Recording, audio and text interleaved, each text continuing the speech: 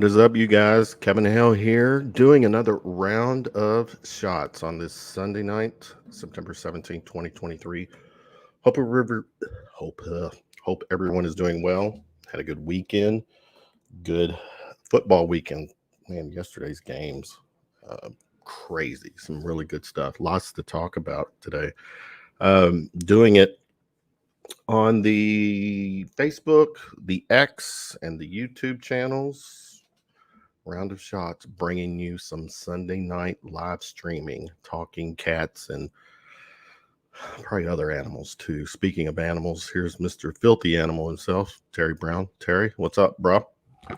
Glad to be here, man. Thanks for the invite. Always fun. Always. Carrie Lewis, and your news. What's up, my friend? Hello. Hello. She's running on empty right now. I'm exhausted. She's gonna warrior through this. Hang in.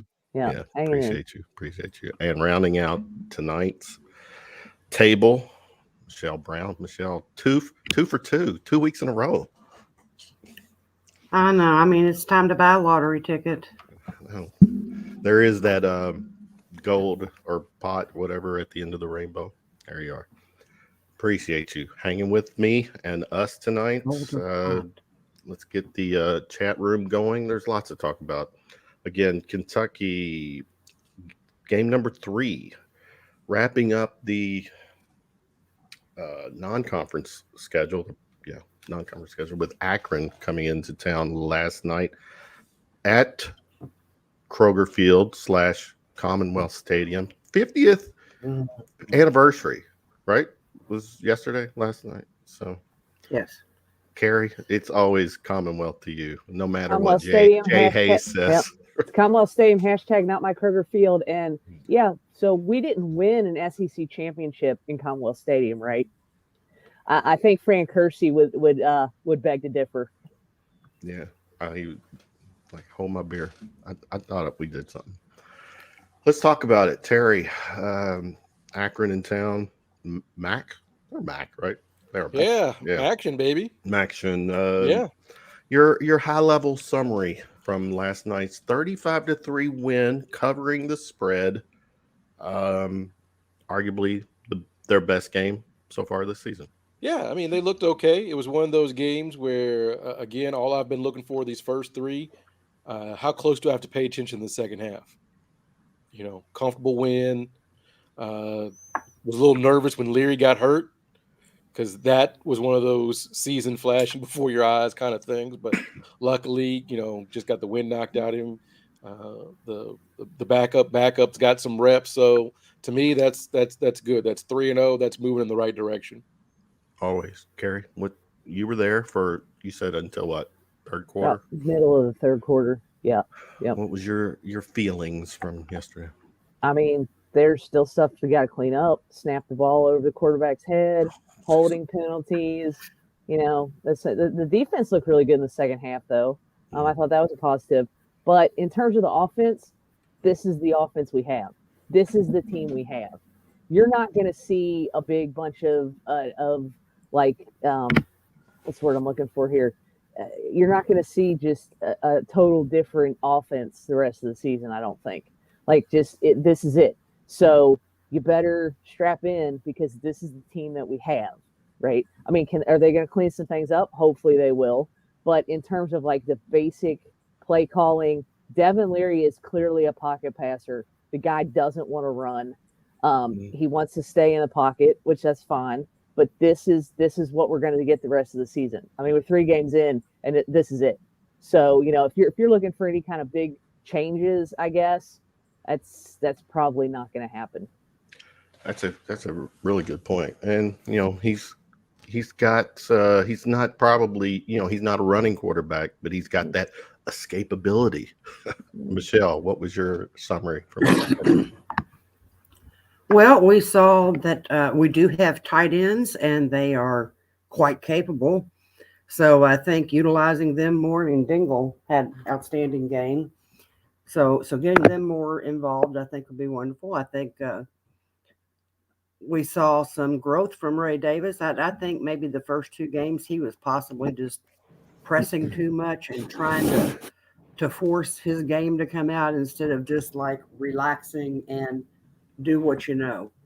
And that one rescue touchdown was incredible. Um, the defense, as Carrie said, I saw a lot of improvement there. So I feel special teams. It is so nice to feel comfortable when your special teams are out on the field. And like I said, we've gone so many years where it was kind of like, oh crap, why do we have to have special teams? But you know, that's a very not so good special team. Yeah. But my big concern going forward, I think a lot of things can be tightened up, but man, our big blue wall is looking like tissue paper right now. And that is a massive concern going into SEC play. And I'm really, really concerned at the center position. Yeah, for a team to be 3-0, Terry, there's still a lot to clean up. And of course, if you're going to do it, doing it undefeated after 3 wins is a good way to do it. Jay Hayes brings up a good point. Was it growth or was it just Akron yesterday? Yeah, and we can do that, right? We can point to the play of the team, the quality of the opponent, and all that kind of stuff, and we can scoff at being 3-0 because of who we played. But according to the Cat's Paws, for the first time in 112 years of collegiate football, the University of Kentucky is 3-0 for the third straight season. Third straight season, okay. In 112 years of football. I know, that stuff doesn't matter, but that's not the same old Kentucky. We've only done this in a century of football. So I know we want to scoff at it, but my whole point is every team I watched on Saturday, I watched a lot of football, Kevin Hale, because every team's got stuff they're trying to clean up. Mm-hmm. Everybody. Right. Did you see Georgia? Yeah. Have you seen Alabama? Have you seen Texas struggle? So saying that Kentucky's got something to clean up, I mean, that's literally every team in the country as we move forward to week 4. So I don't think that makes Kentucky an outlier. I just think that makes them, and obviously there's things that you want to clean up. Right. Right. We can only worry about us. Right. But my point is everybody's cleaning up stuff. Everyone has not looked great. I've seen multiple national talk days like, is any team good this year? Nobody's put 3 or 4 straight games. Florida State looked great against LSU, and then they got out of BC by the hair of their chinny chin chin, right? So that puts Kentucky on par with 125 other football programs. That's a fair statement. Kentucky, Carrie going 3-0 for the third time in 100 years. You said that it was third straight year 3-0 for the first time in 112 years. First time in 112 years. Yeah. Yeah. Same old. Yeah, we're not the same old Kentucky, but in fairness, as a fan, I expect this to go undefeated with this non-conference schedule. It's not strong. Those teams are not strong at all. I don't know I don't even think the EKU game, there was a spread out there, but both Ball State and Akron, we were 25, 26 point favorites, covered. Well, did we cover Ball State? I can't remember the score. But yeah, there's lots to still clean up. You said it, earlier, and but to go 3-0, I'd rather have 3 wins and bitch and moan about the offensive line and where's Dane Key? We got to get him going. Jump in. There's just some days, and today may be one of those days where I just cannot beat this dead horse about, well, yeah, we're 3-0, but who cares because we still look like it. You know what? We won. I'm on a Terry whiteboard train. I want, be happy. Yeah, I'm good with it. I enjoy going to the games. I'm having fun. It's fun. Sometimes that's all I want to do. Why? I just want to go to a ball game and have fun. I don't want to analyze the hell out of it. I just want to go and I want to have a good time, which is what I'm doing because we're winning. Is it not pretty sometimes? Hold on a second. Somebody's mic is like hot because they're shuffling stuff and it's being picked up. So I don't know who it is. I can't tell, but keep that in mind. No, I don't want you to, analyze games. Analyze the game. Sometimes it makes my head hurt with this analyzing this to death. Like, how many times can we say, okay, yeah, the guy hiked the ball over Leary's head. Okay, it happened. Okay, but don't do it. Don't do it in the next game. Let's practice that. Let's clean it up. There's just some days where I'm happy that I went and we won and I had a good time. And yes, we had some turnovers. But I will say I would not be all hailing the turnover tire if we hadn't won the game. But that thing is super cool. So I'm sorry. I love it. Yes. It's awesome. You know why it's awesome? It looks like a used tire. But because it represents Akron. And Akron used to be the tire hub of the whole the tire making hub of the US. And it's not anymore. And it's a great homage to that area and that city. And so I think it's super fun. And I was actually glad our seats are on the visitor side, so I got a good view of it. Okay. Share that good picture. Yeah. Sometimes I just want to watch football and have fun, and that's what I've done the last 3 weeks. So that's my take on it. Well, I want you to have fun, and that's a valid until point. 9:00 on a Sunday night. Because it's like, why are we watching? Why are you a sports fan? Like, that's what you have to ask yourself. Why are you a sports fan? People get mad when I tweet out stuff like after yesterday's game. If your team winning by 30 points brings you no joy, then why are you doing this? Yeah, that's fair. Like, if it brings you no joy when your team wins, then why are you doing this? We've done this with men's basketball.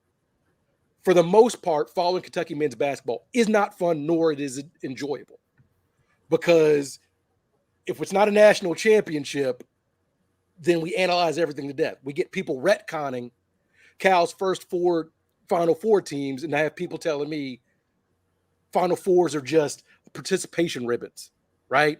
We go back and we dissect that 2015 team, and I got people telling me they didn't have any fun, no fun during the first 38 games because of the way it ended, right? Please don't do that to football. That's weak, yeah. And that's where we are. Whereas as soon as the 30-point win, we've got to break down everything. And what are we doing sports for anyway? I know we have to talk about it, but it's like everybody's got to be so negative on a 30-point win. I don't care if we play in the school of the blind or whoever. It was a comfortable win. You got to tailgate. You got to have fun. You got to see the turnover tire, right? Leary looked pretty good to me. I don't know, but it looked pretty good. He's completing 68% of his passes. If you look at that, like there's a lot of good stuff going on. Yeah, he had great. I know. Where's Dane Key? Hey, Tavian Robinson looks pretty darn good. Yeah. Well, let's stay with Key. There's Barry and Brown. What has? I think Key. Key's had opportunities. He's dropped some really good passes from.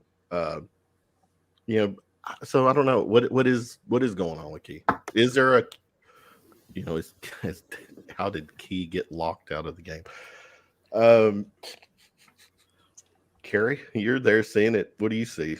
Sometimes you just get the yips. I mean, I don't know. Yeah. I'm not at the practice. I'm not on the sidelines. So I couldn't tell you. I mean, sometimes in sports, players get the yips. It happens. And just a reminder for people watching, just because I'm asking questions coming or at the panel, it's not my per se mentality. I'm just throwing the questions out there that's is eating BBN alive after a 30-point loss. But Michele, jump in. Dane Key. I get to talk again. Yay. Yeah, your turn. Go ahead. Well, you skipped me once, but that's okay. No, Terry jumped in, but go ahead.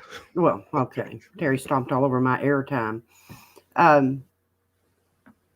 Maybe Key's in a sophomore slump. I don't know. It could happen.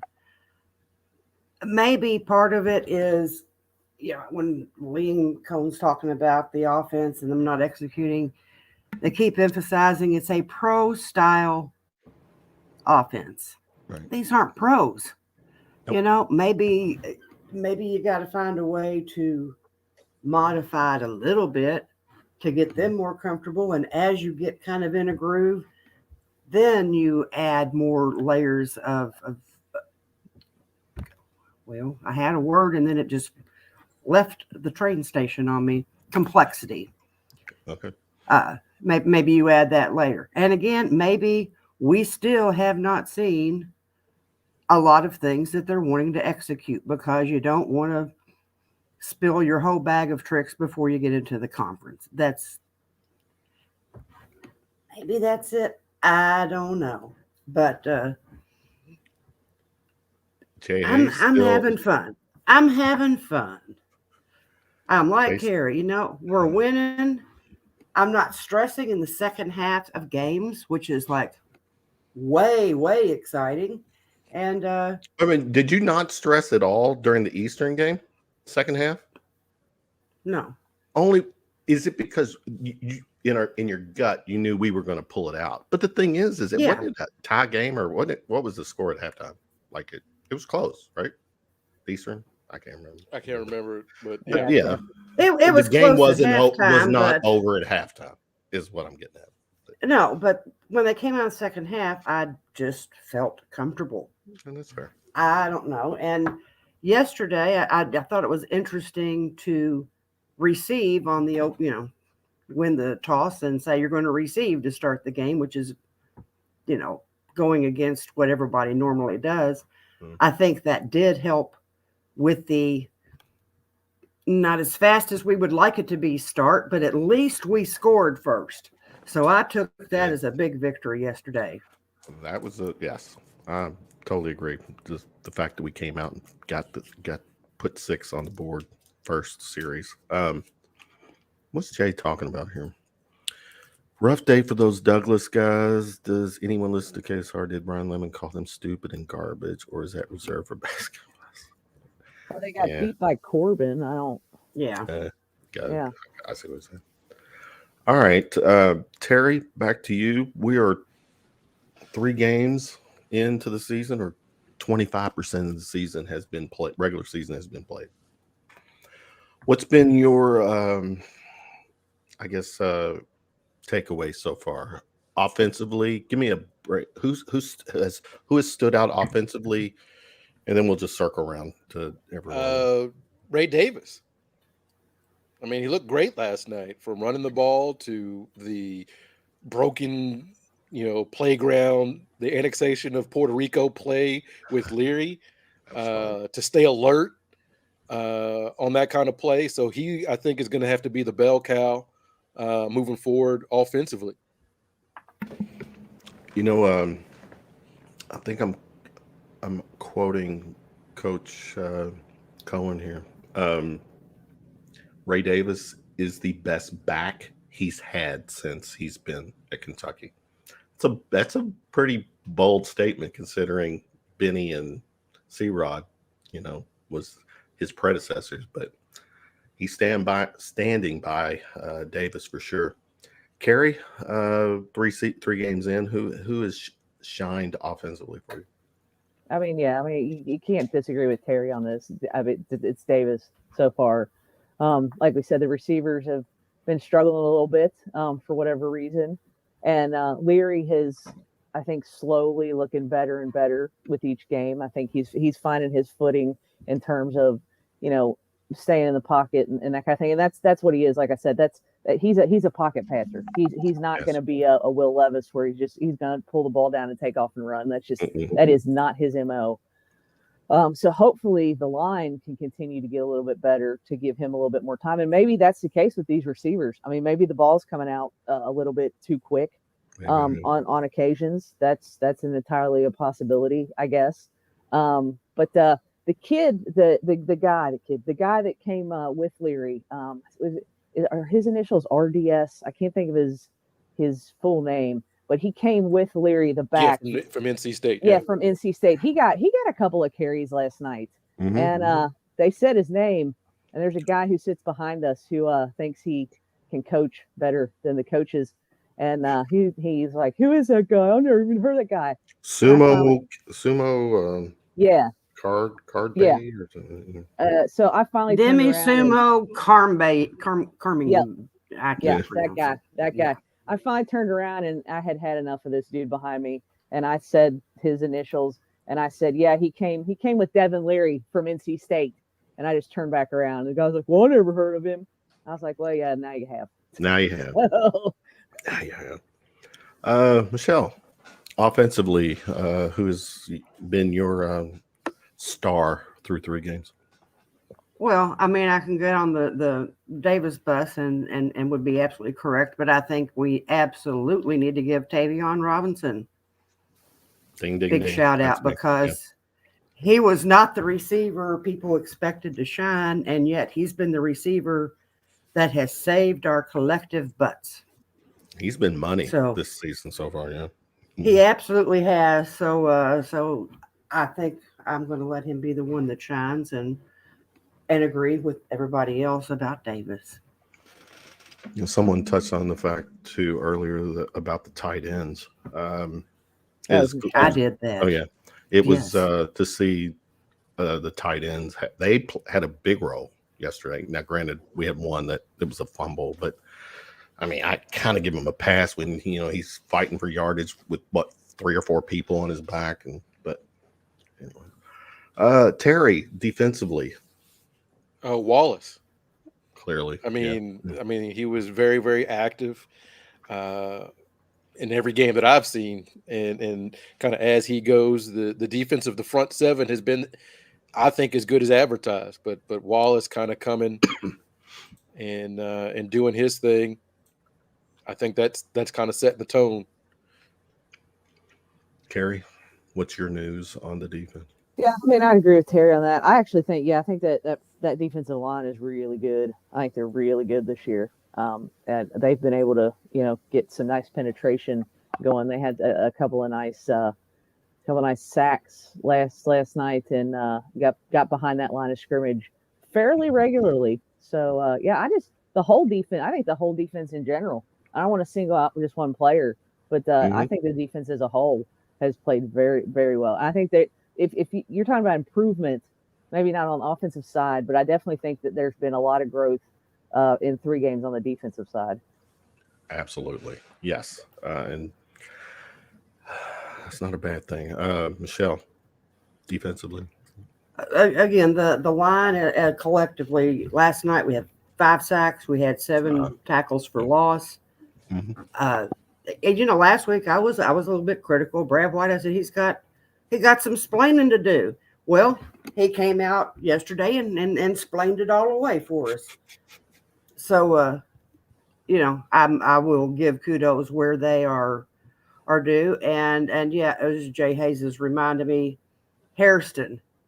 This guy, starting last weekend when he got his interception, it just seemed like he came out yesterday and he was building on that play, and it's just like his confidence is growing every minute he's on the field, and I think he's going to be pretty special by the end of the season. There you go. Any just besides offensive, defensively, Terry? Anything else, Coach? Can we 3 games in? How's the play calling? Just the coaching. How's that? I guess it's okay. Folks have latched on to the offense isn't moving as quickly as it should. That's become a thing, but I think that's more of, did you know that, or did you just hear that somewhere? And now everybody's got to regurgitate that same talking point, right? It was something we hadn't paid attention to before, but now it's a big buzzword. But I just think that deliberate kind of offense is what Stoops wants. That's what Cohen's kind of running. I think that's what Carrie said at this is what it's going to be. Like, I don't think we're going to get to that 40 points. I mean, Jay Hayes right with 49 plays. 49 plays. Yeah. But the game moved quickly, and that's what Stoops wants. Like, we can get mad about it, but that's what it is. I'm curious. Let me look at this. With those 49 plays, time of possession, Yeah, they had almost 10 more minutes than us. Anyways, It's what you do with that time. it's what you do. You make it count. It's quality, not always quantity, right? Quality. College football weekend 3. Well, no, I'll tell you what. Before we get to that, we got Vandy coming up next weekend. So we open SEC play in. It's at Vandy. Yeah. Nashville. Yep. I want to say I think the spread has come out. We're 12-point favorites. I think. Anyways, Terry, quickly, Vandy. Just win. Don't look past them. Just win. I'm not worried about spreads or anything like that. We're getting into the SEC because eventually, we were going to end up 4-0. People are like, but it's just Vandy. Like we're going to keep moving the goalposts until we get to be 8-0 or whatever. So yeah, 12-0 according to Jay. But beat Vandy, get to 4-0. Let's rock and roll. Carrie, Vandy. Yeah, they lost on a last-second field goal last night to UNLV at UNLV. So I don't know. I hate this. It's a noon start, which means it's 11 o'clock down there, and that's a tough one, man. That's so tough. It's real. I've talked to people who've played and have played those 11 o'clock starts, and they say that they are very hard to get rolling for. So. Hopefully that will not affect anything. And, just again, I hate to do past precedent because, we're past that point, right, Terry? We're not doing past precedent anymore. But, it's still in the back of your mind. You're like, how many times have we gone down there supposed to win big and just absolutely just crap the bed? So hopefully we're not going to do that. We've got some players, Michele, that were on last year's team that took the L against Vandy. So we got that going for us. Well, you can call that going for us. Sometimes when you have those situations, people, they press and try too hard, and I worry about. Davis, he seems really pumped up for the game and play for the team you're with, not the one you left. I think we win, and I hope we cover the spread. That would be nice.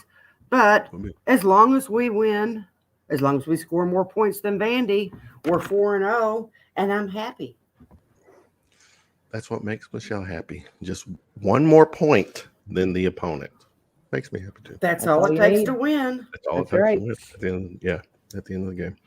All right. College football weekend 3 takeaways. Mr. Brown, man, yesterday. I tell you, it's still prime time. I mean, that's the talking point nationally. And that was a pretty fun game to watch. I stayed up and watched all that game. But what stood out for you over the weekend? Well, one, like I alluded to, is anybody any good?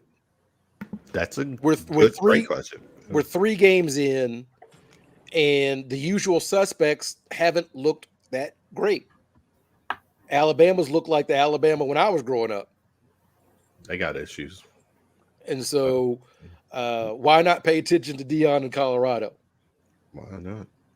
When you got Dwayne the Rock on the sideline, you got I saw Master P. It was you got Lil Wayne. Lil Wayne celebrity. It was it looks fun. Carrie, over the weekend, just give me something. Yeah, I mean, I didn't think that these on paper, week 3 didn't look like it was going to be great in terms of games and matchups and that kind of thing. But it actually turned out not to be too bad. Bama struggled at USF, which what is Bama doing going to USF anyway? When did that happen, right?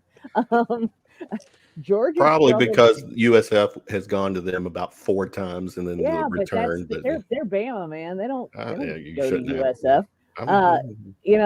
Let's see. Georgia struggled with South Carolina in the first half. Anyway, they got quarterback problems. That kid's not the answer for them down there in Georgia. As much as it pains me to say this, and it really does. LSU looked good. Oh, that hurts. Oh, I hate to say that, but I feel really bad for Will Rogers at Mississippi State because that guy was there to run Leach's offense, which was very pass heavy, and now the kids they're running the ball 62% of the time down there. No air raid. And he's been hung out to dry, and I really do kind of feel bad for him a little bit. Mississippi State is just not good. The Pac-12, again, I think I'm going to throw up in my mouth when I say this.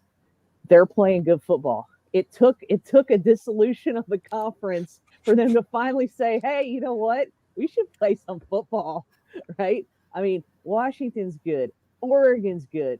DJ Uiagalelei is tearing it up at Oregon State. Who else? USC. That actually, I hate to say it, but that's like the best conference in the nation right now. Arguably, yeah. It's not the SEC. I think we can say that right now. Not the SEC. No.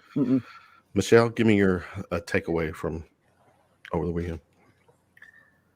Well, we all knew that Florida kind of stunk this year, and they started out the season stinking, and then they promptly just picked up Tennessee like a little rag doll and flung it around and did whatever they wanted to. But that's kind of like what happens in the swamp every time Tennessee goes there, much like some of our losing streaks in years past. They haven't beat Florida at Florida since 2003, I think. So that's it just couldn't happen to a better team to have a 20-year swamp losing streak. And of course, Vol Twitter, that was my big takeaway. Man, you can make it X and you can screw up Twitter all you want, but Vol Twitter still found a way to melt down. And I saw no fewer than 482 tweets that, well, the refs gave it to Florida. The refs gave it to Florida. The refs. I saw one questionable call, but y'all didn't execute. Florida spanked your butts. Get over it. It wasn't even that close. was my takeaway. Yeah, the game it wasn't. Yeah. That one play that was, like I said, it was a questionable, it was kind of an iffy, borderline roughing the passer call. Maybe, maybe not. I think probably so, because if you hit them in the head with your head, they're going to call that. And it doesn't, well, that was a soft hit. It's okay. The rule is you can't do that. Soft, hard, anywhere in between. You can't do it. It's a penalty. So, but yeah, anything that causes Tennessee pain gives me extra joy. Who's go ahead? Iowa scored 41 points. I was he's ahead now. He's ahead. He was behind like 6, and now he's ahead. But I hate the fact, Terry. I hate the fact they kicked the ball went out of the back of the end zone, which gave them 2 points, which counts, but shouldn't have counted because it wasn't offensive. But they announced during the Iowa State game, and I didn't know that all points count. Yeah, they do. I don't think they should, but all the points count. And I love it. My wife loves it that you're keeping track of the Wait a minute. Even if the defense scores, he's still getting credit. All points scored. All points. Yeah.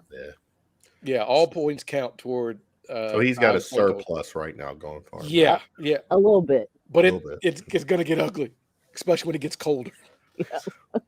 Oh, and Jay raises a good point that I had forgotten, even though I was watching that game. The 61-yard field goal by Missouri. That was just stupid sick. Yeah. I was like, there's just no way. On the wall. And I think he could have made 66 yards. I think it just kept going and going and going. So, kudos to him. Mm-hmm. Yep. Before we take a peek, let's take a peek real quick at week 4 coming up. There's a couple matchups here. There's a lot of good games. Let's start Oregon and Colorado.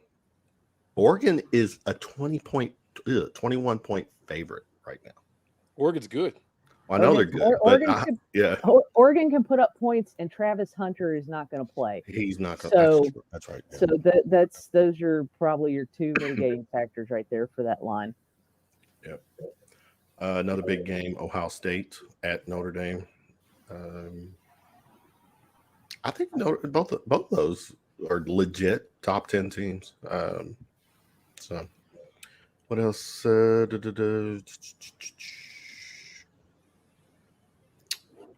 right, Bama and Ole Miss. That should be a big game. Which kind of segues to my next question. Who are the top 4 SEC teams right now, Terry? I have no idea. I mean, maybe Give me- LSU, humor maybe me. LSU, maybe Georgia. Who are your top 4 teams right now? Not who's the top 4? Georgia, Your top 4. LSU, Kentucky. Oh no, Terry, really? Mm-hmm. Okay. I mean, Have you looked at the other teams, Kevin? Yes, I have. My whole and that's my whole thing is, yeah, we get narrow on Kentucky, and we talk ourselves, like Carrie said, we talk ourselves into the flaws because we see them. We watch those games. I've seen every college football team this season. Basically, every season, every team makes mistakes. Sure. That's not isolated specifically to Kentucky. I'm Other centers have bad things. Other teams make turnovers. Other teams miss field goals. Other teams get holding penalties. Other teams jump off sides. Like, that's not an isolated thing for Kentucky. So, yeah, right now, it makes sense for Kentucky to be the 4. Okay. Me. TB's top 4. Carrie, your top 4.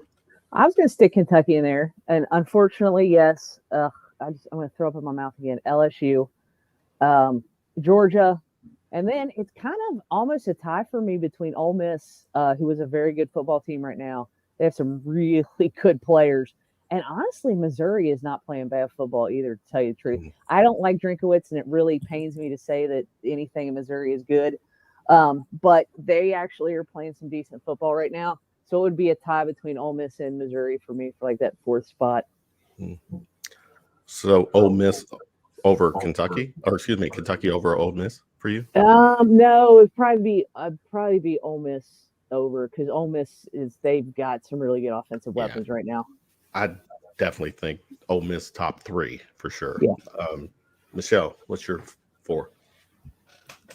Like Carrie, I got Georgia and LSU and Ole Miss and Kentucky. We've seen Bama's been exposed to quarterback. Mm-hmm. Tennessee, they're Tennessee. It doesn't matter what they look like on paper. They're going to find a way to somehow continue their how many decades of not winning a national title, but you would think they won it every year if you talk to their fans. Yeah, it's my week to trash Tennessee. Those people just annoy me to no end. South Carolina, they've got maybe a half of football in them a game, but Florida's been inconsistent. There's just, ask me again in 2 weeks who they are, and we'll have a much better picture. But at least we've been solid at quarterback. We've got a good running back.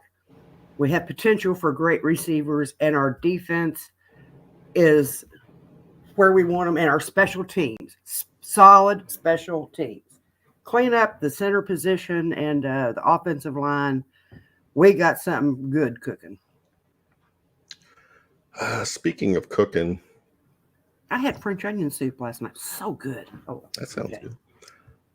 So it's what I was cooking. I mean, I'm sorry. Yeah, no, good take there. Jimbo Fisher, if he's on the hot seat, if he was to be fired this year, his buyout, $76.8 million. I love watching Texas A&M because that coaching staff is it's the dirty dozen. Have you looked at the coaching staff? It's great. You got Jimbo. You got Bobby Petrino. Who's doing his part, I think. You got the coach that killed the kid at Maryland. Yeah. And you got the other one that got fired for yelling the N-word all up and down the place. So it's like, when we talk about these leaders of men with a straight face, people want to tell me that the NIL is ruining college football and that Deion wearing sunglasses is what's wrong with football. I'm like, Exhibit A is the coaching staff at Texas A&M. Kill a kid, everything Petrino did. And the best thing about Bobby Petrino is having to explain it to my wife who did not know. And I gave her the full timeline. She's like, that's crazy. That was only up until he got to the Atlanta Falcons. Like, I didn't explain it to it. She's like, are you serious? I am not making any of it up. You can't. I couldn't make it up. Well, he was on a motorcycle. Yeah. But he wasn't alone. Dun, dun, dun. Like, so when everybody's like, oh, these kids and ruining college sports, man, these coaches is wild as hell. Wild as hell. There was our man, Justin Rowland, who I enjoyed his takes and all of his tweets. Or I guess, do you call them tweets now? You don't call them tweets because of X. Right? We call them tweets. I know you technically, well, yes, we do. But here's my thing. If they couldn't be troubled to change their domain name and it's still twitter.com, it's not really X. That's true. I forgot about that. I'm calling it Twix. I'm trying to get Twix to catch on. Right. Well, check this out. Justin says, I'm assuming this is to be what? I can't make that out. It's fully honest. You can't to be fully honest. Fully honest. I thought it was Terry Brown something. Anyways, the people who say Kentucky needs to add a better out-of-conference game are 100% correct. 7 straight bowls. The point isn't to schedule your way to bowls anymore. We don't know much of anything about Kentucky after almost a month of football, and that's every year. I thought Justin's spot on there. And that's where, again, I say your out-of-conference schedule, to me, those are wins. They should be wins, and they should be, stepping stones to keep progressing. But we need, if we want to make it to bigger, better bowl games, we need the style points. We need to, beat a team like a bad team, like they're a bad team. Terry, looking at that tweet. Buying or selling, what Justin's saying. Yeah, I think you can tweak it. A lot of folks have focused in on, the out of conference schedule, but it has been comparable to other SEC teams, SEC East teams that have an out of conference rival. What I mean by that, Georgia plays Georgia Tech at the end of the year. South Carolina plays Clemson. We play Louisville, right? Florida plays Florida State. So what has historically happened is because you have that guaranteed out-of-conference rivalry game at the end of the season, most SEC teams, SEC East teams schedule like that, right? Georgia is different now because they're elevating their game, but historically, it's not been that out of line. South Carolina's played the Citadel, Eastern Carolina, that's kind of been the thing. But with the playoff expansion, and Kentucky being different, if you can find another mid-tier team, in the Big Ten or somewhere else, I would like to go home and home like Tennessee's done with Virginia here recently, like Florida's done with Utah. Utah was a Pac-10 champion, the last couple of years, so that's not an easy game. So we can move in that direction. Right. But again, to proclaim the Kentucky schedule has been the outlier when, again, SEC East teams with ACC rivals do not schedule tough games at the beginning of the year because they have that out-of-conference game on the back end. Usually that last game. No, that's a good point. Carrie, what are you saying? Buying or selling Justin's?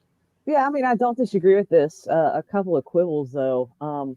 These games are scheduled like years out. So, if you want, you're going to have to buy out somebody to add somebody, right? So that becomes just a little bit of an issue. It could be worked out, but you're going to have to pay the buyout to drop the game to get a better game, right? So then let's say we get what's considered a better out of conference game. Well, if we lose, oh Lord, bar the door, because you're never going to hear the end of that, right? I mean, damned if you do and damned if you don't at this point. Damned if you do and schedule these and get to 3-0. Well, they weren't that good. We still suck. Well, okay, we schedule a better out of conference opponent. We lost. We suck. I mean, there's no win there. You can't win. So That's a damn good point, Carrie. Is that, and that makes me want to sell what he's saying, because the fact that games are scheduled in advance, we don't know what teams are going to be like, when they show up to Commonwealth / Kroger. It is what it is, but no, that's your response is pretty, because Louisville put Bama on the schedule. If you remember a few seasons ago, when they were riding high with Petrino and Lamar Jackson, then they got Bama. We didn't have those guys, and it was oogly. So it's one of those things. Sorry, Michele, to step on your toes. Go ahead. Yeah, Michele, your take. I'm just going to say, like we had Louisville, and for years that was, like, you can overlook the front part of the out of conference because we got the big one at the end of the season, and then Louisville had to go and take the rivalry right out of it by crapping the bed every year when we play them. But that's not our fault. Right. Just because they started to suck, that's not any reflection on us. It's not us being afraid to schedule somebody. If you want to make it a rivalry again, play better. Yeah. Well, and to be fair, the Cards are playing better. So yeah, I mean, I'll give them that. Yeah. In South Carolina, there are other out of conferences. They played North Carolina and they played Clemson.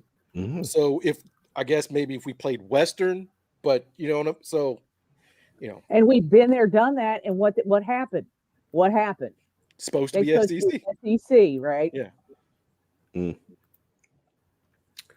Okay. Good takes. All right. So where are we at on time? We're wrapping up. What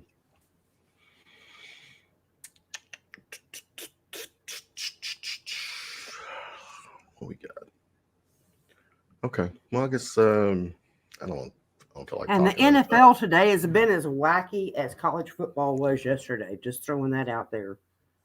Bengals starting 0-2 again. Wasn't they 0-2 last year too? Yeah. So, Good. But my Cowboys are 2-0, and we own the state of New York. We've wrapped that up nicely. Cowboys gonna make me want to cheer for them again. That defense, we touched on. Like I said, I'm seeing shades of doomsday defense. Shades of it. They got it rolling. Okay, guys. Let's round third and head for home. Let's do it. Final shots. Terry, start with you, bro. I'm all in on Colorado. I'm all in on Deion bringing all the stars. I've talked about this before on Cats Talk. I loved when college sports, when the coaches had personalities, the Steve Spurriers, right? And now they're just so bland. Give me some Deion. Give me somebody that's not going to give me a sound bite, that's going to take something and run wild with it and sell sunglasses and bring his mom to talk trash. I am so on board with everything coming out of Colorado right now. Because look, if you're a sports person and your point in 2023 is Deion Sanders as a salesman, where have you been for 40 years? Like this is what Deion has done. Wherever he goes, he doesn't have to be an X's and O's coach. He's making us all stay up to watch Colorado State, and it's fantastic. So I'm all in on the Deion train. I'm right there with you. It's fun. I'm enjoying it. Not so much of those old school people. What was that? I saw Corso bashing him again the other day. I mean, why is ESPN carting out an 80-some-year-old dude on their never mind. That's another reason why ESPN cannot watch. Pat McAfee is probably the only thing I can watch on ESPN these days. All right, Mr. Carrie, final shot. So I kind of piggyback on the final shot that I had last week because RIP to Roy Kidd this week. Absolutely. Sadly passed away. Just again, absolute legend. 2 national titles, 17 FCS, playoff appearances, 41 guys to the NFL, 315 wins. Do you know how many coaches have over 300 wins in college football? Very, very few. Very few. That's an elite club. Great guy on and off the field. And his passing got national recognition. Yeah, too. it should, because it's not just an legend, EKU thing. It's not just a Kentucky it's a thing. coaching thing. I mean, it's a college football. Yeah. He is a college football thing. So, again, absolute legend, really nice guy on and off the field. Was had the privilege of interacting with him some at my place of work. Fun fact, have his old office and his old desk. So that's kind of cool. That's very cool. Yeah. Wow, But okay. yeah, so RIP to Coach Kidd. I know he definitely will be missed at EKU for sure. All right. Thanks, Carrie. Michele, final shot, man. Well, I've been mulling it over this afternoon. Did I want to piss off some people or take a safe shot? So I said I'll just piss off some people. Sorry, Carrie. Carrie. And I had this conversation on Twix. Does that help if I call it Twix? I'm all for it. All right. Hashtag, is it TWIX? Yes, that's how I'm spelling it. Yeah. Twix. Okay. So I had a conversation on Twix one night, and part of the participants in that conversation was Van Hale. So I think his opinion about this subject could have a little bit of weight. And I was just like, I don't understand this fascination that some fans have with the quote unquote Power K. What was so freaking powerful? Yeah, we have one championship with, okay, I'll give you that. But we had countless games where we snatched defeat out of the jaws of victory wearing that Power K helmet on the Commonwealth Stadium field. So you want to call it Commonwealth, that's fine. But quit abbreviating it CWS, because Commonwealth is one word, not two. So just make it CS if you're going to go that way. But, like I said, the tradition, I remember I didn't get to go to but maybe two really good games when it was still called Commonwealth. I went to a lot of those games where you sat there in the rain, in the cold, in the wind, and you look like, oh my gosh, we're finally going to win a game. And then we found a way. I mean, like, we always found the most unbelievable ways to lose games like that. And I would go home sad, time after time after time. So embrace Kroger Field and embrace any, because the Power K wasn't all that powerful. And Van Hale said, I was part of the guard that made it not powerful. So he owns it. I love it. The Power K was super fun to march. So oh well, yeah. Now that was cool, and you can still march the K till your heart can't stand it anymore. Carrie, you got video of you marching? There's probably some out there. Yeah, I could pick it out. Now, Carrie, here's a story you would enjoy, because my brother was also a trombone player, and we were all excited to see him march. The march that was back in the marching 100 days, and his first football game, when the K goes back and forth across the field, he turned 2 steps early. When the trombone was in 6th position, and he owned that too, because he came home and told us, he said, there are like 3 trumpet players who stopped playing, went, way to go, stamping ground, because, that's where we were from.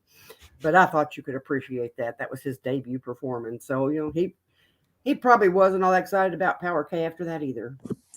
That's fair. That's fair. And having done something like that myself and screwing up the spelling of Kentucky, on the field, I can appreciate that. Yeah. You screwed up? What? But who did? Yeah, I did. Not you. You did? You personally screwed up. I was in the wrong spot, and several of us in the wrong spot, and I don't think the E looked like an E at all. I don't know what it looked like, but it wasn't an E. Just tell me the K.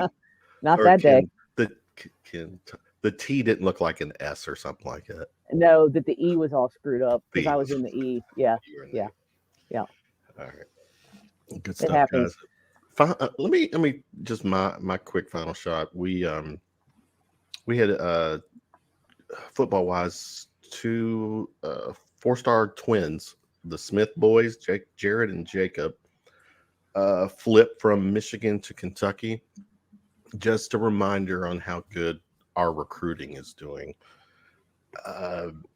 They say you should always get the best players in the state. And what right now we have the top 5 players from our state of Kentucky have all committed to Kentucky. So those guys had 50 tackles on Friday night between the two of them. They had 50 tackles in one game. Oh wow! Yes, because they play for Corbin. And they flipped to Michigan. They had 50 tackles. 50. 50. 50. Wow. Okay.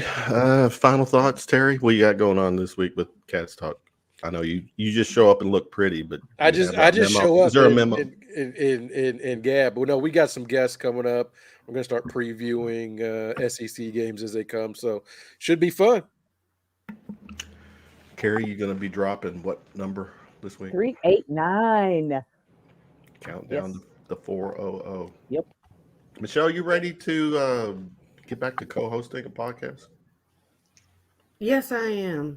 I just haven't found that opportunity just yet, but yeah. Right. In the meantime, I know that I'll be on Religiously Kentucky after the Florida game, so I'll be doing that. I got bumped to the big leagues. He saved me one of the quote unquote marquee games and didn't waste me on Akron. Didn't waste you. Hey, that's what he said, not me, you know. All right. I hope you don't think that I'm just having you on is wasting you on like Akron and. Well, we'll see. We'll see. We'll see when I'm back again. That's fair. Well, I like this little foursome tonight. Good stuff. Terry, always fun to chat with you. Let me know when you're back our way, back in the Ville. Carrie Lewis, in your news. Get some rest, my friend. I made it. Yeah. I will talk to you. I've got solid ideas on how we're doing the X-Files 30th anniversary homage. So I've got that lined up. Yep. Michele, always good to see you. Looking forward to additional shows with you. Well, we'll see. Marquee games. All right, guys. Thanks to everyone in the chat. I'm going to give a special shout out to Michele Morton. I know she's still dealing with some pain, ribs or something. She's got herself hurt. She said she was going to listen, but lay in bed and have martinis and listen tonight. So, Michele, thinking about you. She said hi when she came into when the show first started. Okay. So she was. All right, gotcha. Shout out Niter Mike. Yeah, and everyone in the chat, appreciate your company. I love talking Cats on this Sunday night. It's a great way for me to end the sports weekend and with good company, of course. The audio will drop early this week or upcoming week. Everyone have a good week. Stop pointing at me. And we'll do it again next week. Go Cats. Peace out. Go Cats. Go And go Kroger.